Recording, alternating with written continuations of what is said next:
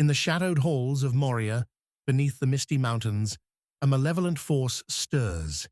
Durin's Bane, the mighty Balrog, a creature born of flame and shadow. This beast, a terrifying remnant of Morgoth's ancient dominion, should have been a powerful ally in Sauron's war for domination. Yet, despite its raw power, the Dark Lord of Mordor never sought to recruit the Balrog into his ranks during the War of the Ring. Why? What kept Sauron, the master of all things dark, from wielding this fearsome entity in his quest for control? Before we dive into the complexities of this question, imagine the possibilities. If Sauron had attempted to harness the Balrog's fury, would the creature have yielded willingly to his command? What forces, beyond mere strength, might have kept this ancient being from aligning with the Dark Lord? In this chapter, we will explore these questions, attempting to uncover the hidden motivations behind Sauron's refusal to engage with one of the most terrifying creatures ever to walk Middle-earth. The reluctant force. Would the Balrog have answered Sauron's call? To understand why Sauron may not have reached out to the Balrog, we must first consider the nature of the beast itself. The Balrog, like Sauron, is a Maya, one of the lesser Ainur, spirits of the world. But the path it walked after Morgoth's fall could not have been more different from that of the Dark Lord. The Balrog's very existence is defined by its desire for solitude. After the fall of Morgoth, the Balrog retreated deep into the forgotten depths of Moria, hiding from the world. It was not driven by the ambitions that motivated Sauron, but by an instinctual need to remain hidden from the world above. The echoes of ancient chaos and war had long since passed, and what remained was a creature weary of conflict, haunted by the desolation that followed Morgoth's defeat. The Balrog's spirit, though powerful, seemed consumed by a profound fear. Fear of facing the world again, fear of the Valar's judgment, fear of what awaited it beyond its dark sanctum. The thought of rejoining the world, especially in the service of another, was likely more terrifying than any enemy that could challenge it. This reluctance to return to battle, to stir in the flames of war once again, makes it highly unlikely that the Balrog would have willingly marched under Sauron's banner, no matter how appealing the offer might have seemed. But Sauron, ever the manipulator, was no stranger to bending powerful beings to his will. Could he have forced the Balrog to comply with his desires? The limits of power. Sauron's diminished might. Sauron was a Maya, and the Balrog too was a Maya, but not all Maiar are equal. Sauron was one of the most powerful among them, but even he was not immune to the ravages of time and conflict. His physical form had been shattered in the downfall of Numenor, and his power, though vast, had been significantly diminished. The forging of the One Ring was his attempt to regain a semblance of his former strength. But even the ring could not restore him fully to his peak. The Balrog, on the other hand, though perhaps less powerful in direct influence, retained a primal connection to the flames of Morgoth, a connection that no amount of Sauron's influence could easily bend. Even in his diminished state, Sauron might have struggled to command such a creature, especially one as fiercely independent and bound to its own fear and grief as the Balrog. Without the ring, which served as an anchor for Sauron's dominion over his legions, it's plausible that the Dark Lord lacked the sheer force to dominate the Balrog. The power that had once commanded vast armies, from orcs to the Nazgul, may not have been enough to sway a fellow Maya whose heart burned with its own purpose, one entwined with Morgoth's chaotic desire for destruction rather than Sauron's more methodical drive for control. The Dark Lord's cunning. Could Sauron have swayed the Balrog? Despite these challenges, Sauron was no stranger to the art of persuasion. He was a master of deception, able to weave illusions that could trick even the most cunning of minds. We have seen him use such arts before, most notably in his manipulation of the Nazgul, the ring-wraiths, who were once kings but were reduced to shadows of their former selves under his command. Could Sauron have attempted the same trickery on the Balrog? Perhaps. He was known to conjure false apparitions, weaving visions of grandeur or fear to control the minds of his subjects. With such powers at his disposal, he might have created a vision for the Balrog, a grand illusion of a world that could be restored, of an order forged under Sauron's rule, and of the power that the Balrog could hold in such a world. But the key to this deception lies in understanding the Balrog's nature. It wasn't merely a force of destruction, mindlessly marching forward. It was a creature bound by its own fears, its own regrets. The illusions Sauron weaved could have easily fallen apart in the face of a being whose deepest desire was not conquest but retreat. The Balrog, after all, was content in its silence and darkness, uninterested in the grand schemes of those who sought to rule the world above. Conclusion of Chapter 1. As we delve deeper into the nature of Sauron and the Balrog, it becomes evident that the reasons for their separation are not merely based on power or capability. Instead, the heart of the matter lies in their differing desires. Sauron craved dominion, an empire built on order and control. The Balrog, by contrast, sought only to be forgotten, to remain hidden in the shadow of the mountains, far removed from the strife of the world above. Thus, the answer to our question is not one of force or manipulation, but of fundamental difference. Sauron, with his relentless desire for order, could not bend a creature who longed for solitude and fear.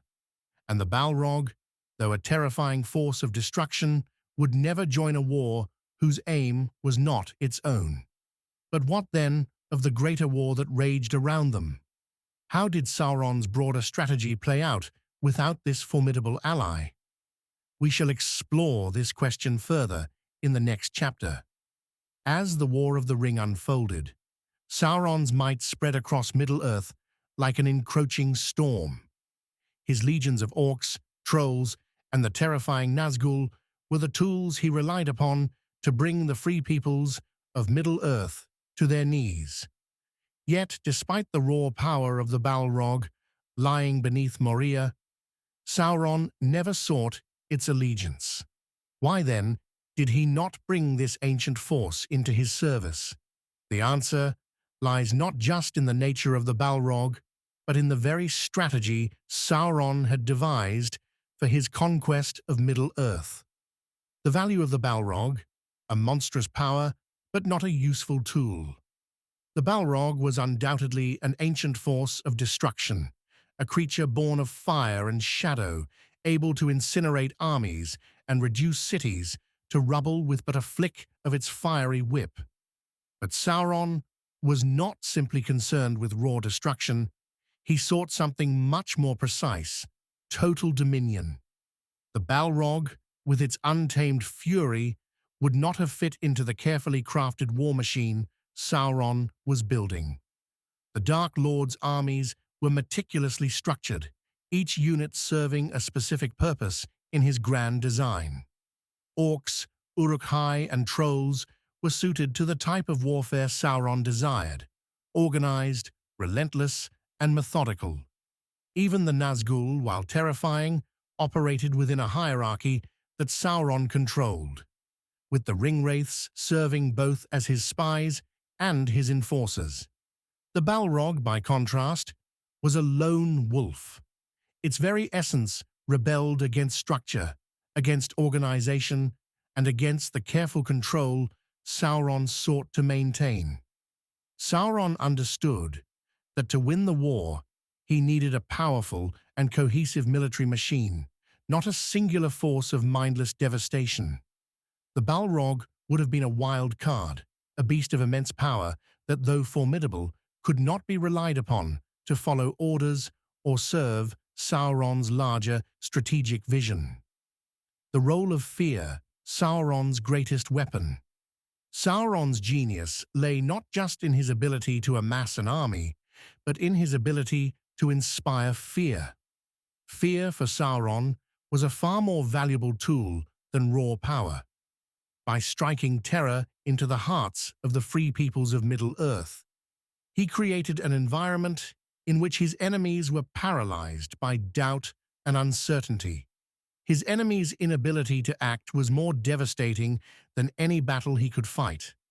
The Balrog, though terrifying, did not serve this purpose. The creature's power was immense, but it was not a weapon of psychological warfare.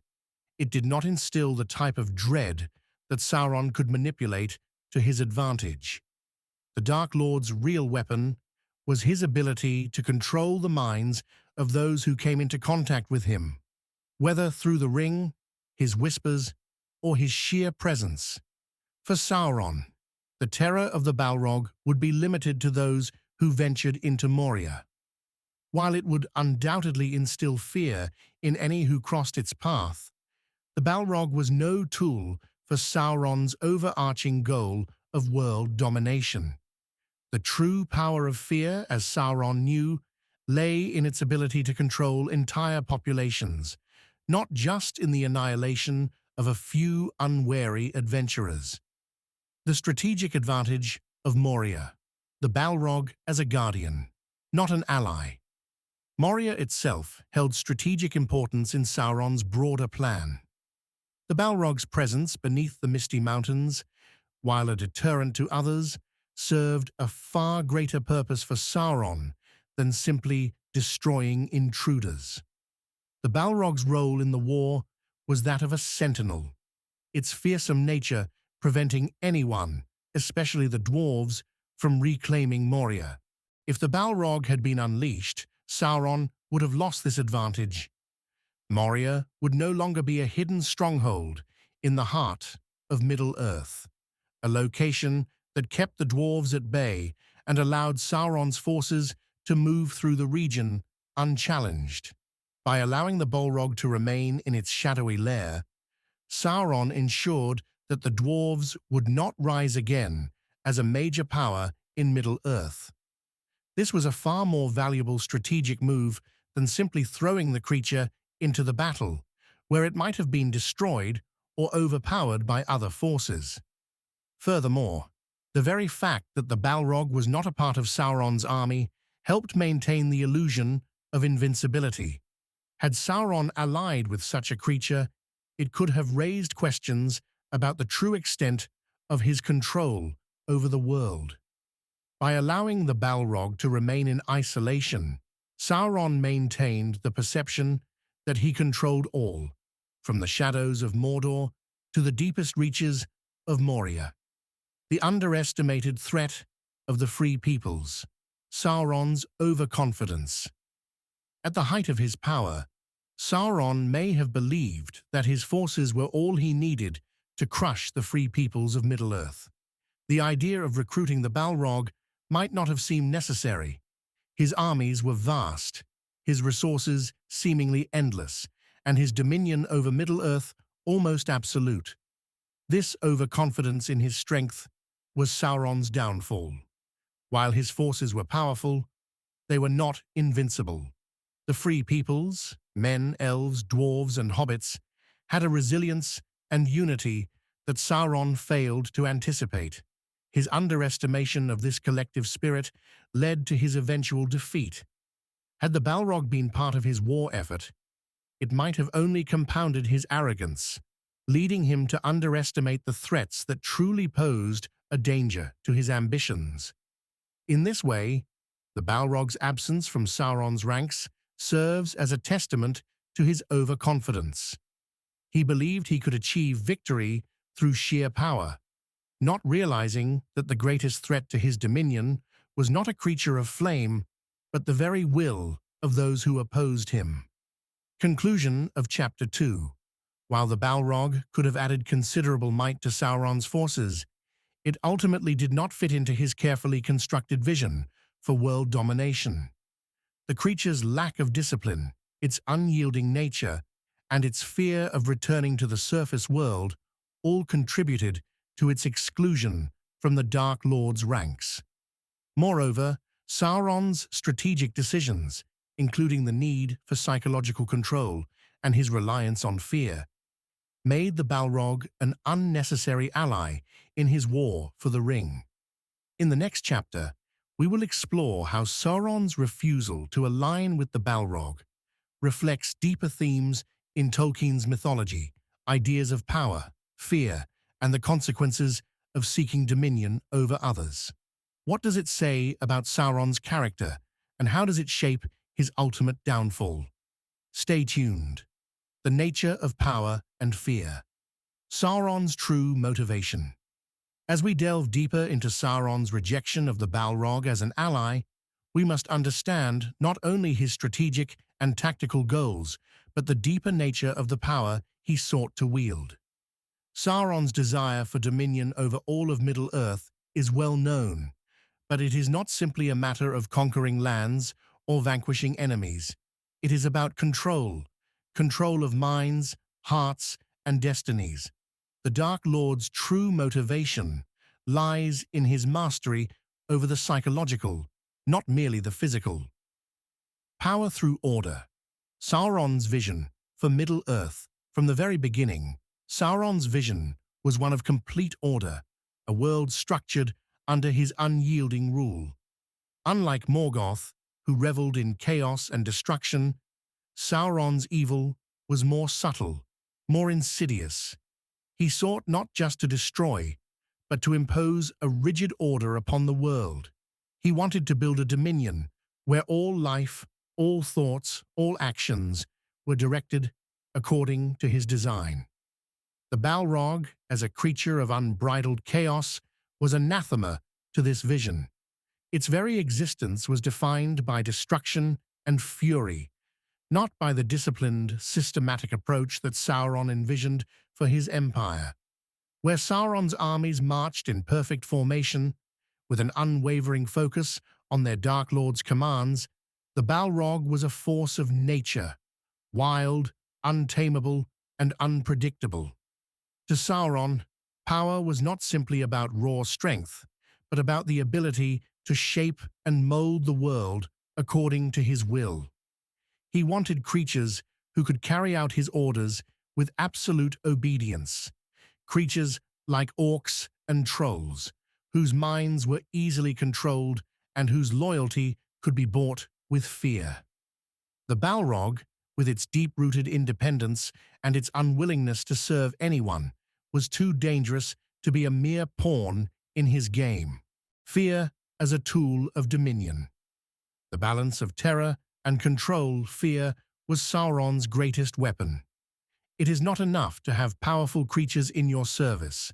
To truly dominate, one must be able to manipulate the minds and hearts of others. The most effective tyrants throughout history have not simply used their strength to impose their will, they have used fear to bend others to their cause. Sauron's genius lay in his ability to inspire terror. His eye, ever watchful, was a symbol of omnipresent dread. The ring itself was not merely a tool of power, but a means of asserting control over others. It was through the ring that Sauron bound the Nazgûl to his will, through the ring that he cast his influence over those who bore it. Fear was not just a reaction, it was a strategy, a means of keeping his enemies in check, preventing rebellion, and ensuring that even his farthest-flung servants remained loyal. But the Balrog was not a creature that could be easily controlled through fear. It was already a being of terror, a force of nature that instilled fear in those who encountered it. This made it difficult, if not impossible, for Sauron to dominate it in the way he had with other beings. A creature like the Balrog, who thrived in darkness and destruction, would not bow before fear. it would challenge it. For Sauron, fear was a tool for subjugation, not for strengthening his ranks with creatures who could potentially turn against him. The Balrog's innate terror could not be molded into the Dark Lord's carefully constructed strategy. The lesson of the past, Morgoth and the Balrog's loyalty. To truly understand why Sauron did not ally with the Balrog, we must look back at the history of the creature and its ties to Morgoth, the first Dark Lord. The Balrog's loyalty was not to power for power's sake, but to Morgoth's vision of destruction and chaos. It was Morgoth who had freed the Balrog from the bonds of the Valar and set it loose upon the world. The Balrog's allegiance was to a force that sought to tear the world apart, not to the ordered, methodical rule of Sauron. Morgoth's relationship with his followers, particularly his Maiar, was one of mutual admiration and shared ambition. They were partners in their dark design to reshape Middle-earth, but they were also rivals, each driven by a thirst for power and dominance. Sauron, while Morgoth's lieutenant, had always been the more strategic and calculating of the two. While Morgoth reveled in destruction, Sauron craved control. This difference in their approaches to evil was evident in how they treated their allies. Morgoth had used the Balrog and other creatures like it as instruments of chaos, whereas Sauron sought to bend all creatures to his will, organizing them into an unstoppable force. The Balrog, being a creature born of chaos, would never have fully embraced Sauron's vision of a structured, ordered world. It was a relic of an age where destruction was an end in itself, not a means to an end. The greater fear, Sauron's ultimate defeat. By rejecting the Balrog, Sauron may have unknowingly set himself on a path toward his own downfall. His desire for total control, for an empire of absolute order, blinded him to the true nature of the forces at play in Middle-earth.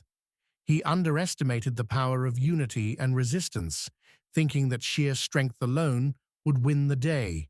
Had he employed the Balrog, he might have disrupted the fragile balance of his own plans. The Balrog, in its raw, untamed power, would have likely been a destabilizing force, one that could have turned against him if things went awry. Sauron was a master of strategy, but even he could not predict the unpredictability of such a creature. And as we know, the forces of good in Middle-earth were not so easily defeated. The Balrog, with its fierce independence and brutal nature, might have been a force that Sauron could not ultimately control, a wild card that threatened to undo everything he had worked for. In rejecting the Balrog, Sauron chose control over chaos, but in doing so, he missed the deeper lesson of his own downfall, that the world was not as easily shaped as he believed. Power is not just about dominance, it is about understanding the forces that shape the world and knowing when to wield them and when to let them be. Conclusion of Chapter 3. Sauron's rejection of the Balrog reveals much about his character and his vision for Middle-earth. He sought order above all else, and this desire for control led him to dismiss a force that was too chaotic, too unpredictable to be a part of his plan. In the end, it was not the strength of the Balrog, nor the lack of it, that sealed its fate. It was the simple fact that Sauron misunderstood the nature of power and how it must be wielded. As we approach the final chapter, we will explore how Sauron's complex relationship with the forces of Middle-earth, his underestimation of the free peoples, and his overconfidence in his own abilities led to his ultimate defeat. How did his need for control blind him to the strengths of those who opposed him? How did the very nature of his ambition sow the seeds of his downfall?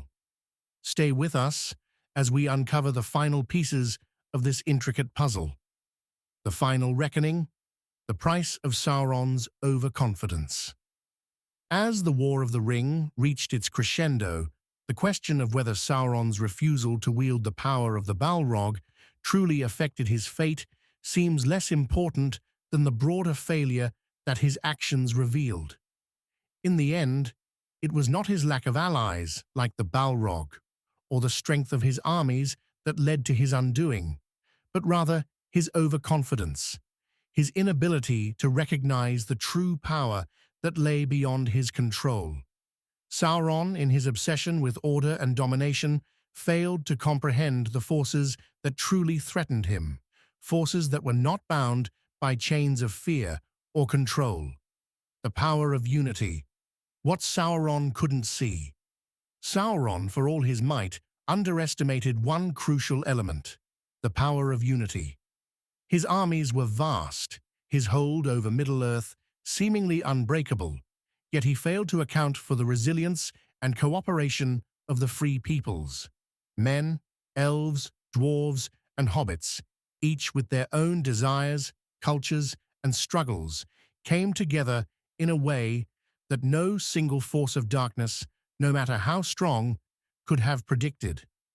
This unity, forged in the fires of shared struggle, became the counterbalance to Sauron's empire of fear. Sauron's command over his legions of orcs, trolls, and the Nazgul was only effective because of their fear of him, their loyalty bound by terror rather than true allegiance. But fear is an unstable foundation, and Sauron failed to see that the very fear he had nurtured could one day backfire.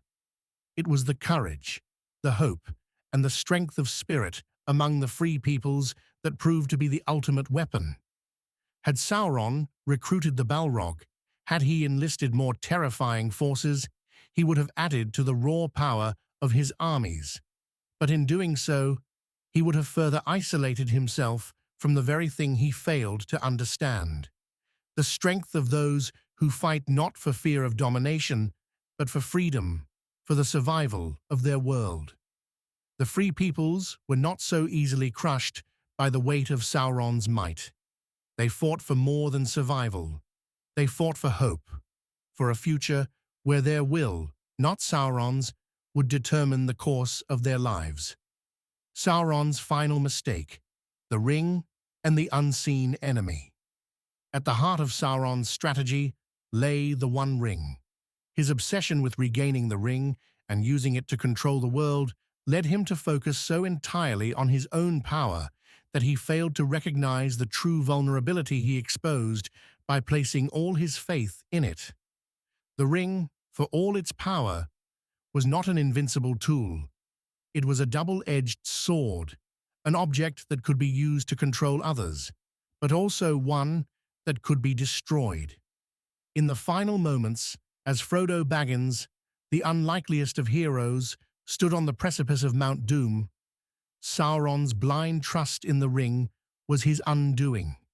His focus on the ring, his obsession with its power, made him forget the small, almost invisible forces that were working against him.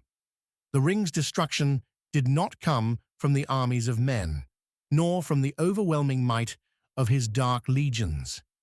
It came from the courage of a hobbit, a simple creature who carried the greatest burden of all and who, despite all odds, resisted the temptation to wield the power that Sauron so desperately sought. Sauron's ultimate failure was his inability to perceive this, his overconfidence in his ability to control the world through sheer force, while neglecting the quiet, resolute strength of those who sought only to preserve their way of life. His inability to recognize the true nature of the power he faced, the strength of unity, courage, and selflessness, sealed his fate. The legacy of the Balrog, power in silence. In the end, the Balrog remained untouched by the war that ravaged Middle-earth. Its place beneath the earth was one of silence, of isolation, far removed from the schemes of the Dark Lord. While it was indeed a creature of immense power, its reluctance to engage in the wars of Middle-earth, its yearning for solitude, became a quiet testament to the nature of true power. The Balrog was a creature born of chaos, a being tied to the ancient darkness of Morgoth, whose desires were never in line with Sauron's vision. But its very existence, this powerful, silent force, showed Sauron the true cost of unchecked ambition. In seeking to control everything, Sauron overlooked the quiet, enduring forces that could not be dominated or manipulated. The Balrog, like other creatures of Middle-earth, was beyond Sauron's grasp because it was not a mere tool to be used. It was a force that existed in its own right, much like the free peoples that Sauron sought to subjugate. The true nature of evil, control versus chaos. Sauron's attempt to impose order upon the world, to bend all things to his will, was a reflection of his deeper nature, a nature that was ultimately his undoing. His evil was not simply the desire to destroy, it was the desire to control everything, to erase all that was free and unpredictable. The Balrog, with its chaotic nature, represented the very thing Sauron sought to eliminate: wild, untamable power. But in the end, it was this very power, in its many forms, that stood in opposition to Sauron's vision. His inability to understand the nature of true evil, to recognize that sometimes chaos and freedom are the ultimate expressions of power, led to his downfall. The destruction of the ring and the defeat of Sauron represented not just the fall of a Dark Lord, but the triumph of freedom, of unity, and of the unpredictable forces that cannot be controlled. Conclusion of Chapter 4. The ultimate lesson. In rejecting the Balrog, Sauron made a choice that reflects the deepest flaw in his character: his belief that only through control could he achieve victory. He failed to see that the greatest power was not in domination, but in the ability to inspire others, to unite them in a cause that transcended fear and subjugation. The destruction of the One Ring was the final nail in the coffin of Sauron's empire, but it was not the end of Middle-earth's story. The legacy of that victory, of unity, hope, and courage, lived on, while Sauron's legacy of fear and control crumbled into the ashes of defeat. Sauron's downfall is a reminder that true power lies not in domination, but in the ability to understand the world as it is: wild, unpredictable, and full of forces beyond even the greatest of Dark Lords. The Balrog, with its fiery rage, may have been an ally, but it was also a symbol of the very forces that would never bow to Sauron's will. And in the end, it was these forces, the very essence of what he sought to control, that destroyed him. Thus, we are left with the greatest lesson of all, that the greatest powers in Middle-earth were not those of shadow and flame, but the enduring strength of those who fight not for control, but for freedom.